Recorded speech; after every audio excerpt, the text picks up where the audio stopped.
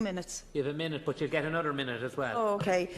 Minister, can I just come back on you on the question of the Post Office losing the e-business and e-commercial business, because that is true, there's no doubt. You look at your own letterbox, you see how much less is coming in.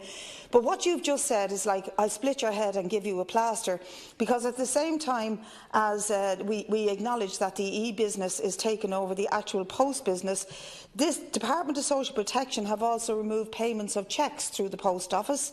There's an insistence on many government departments that payments made to them are made by banker's draft rather than in the past, or giving the people the option of using a post office draft. So on the one hand, we are trying to keep the post offices viable, and on the other hand, government departments are removing business from them.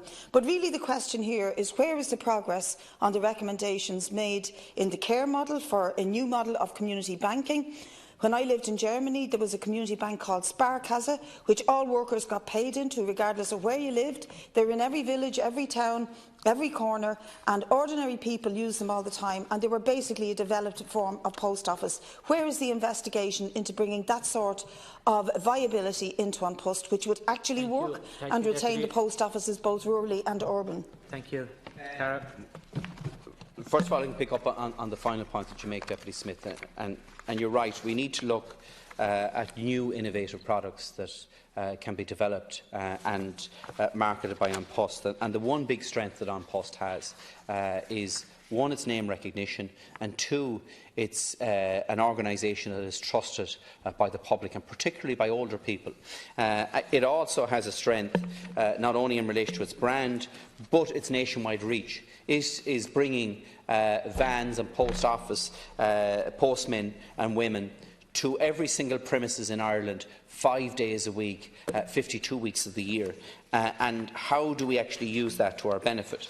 Now, there has been some suggestion out there that there's a question mark over the universal service provision, and that is the 5 days per week delivery to every address in the state.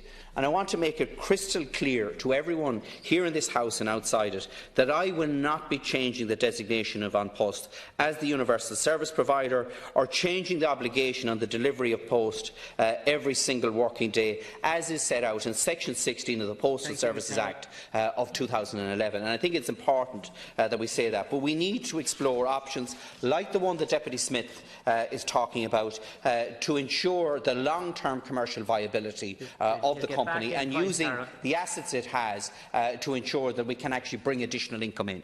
Deputy Dooley.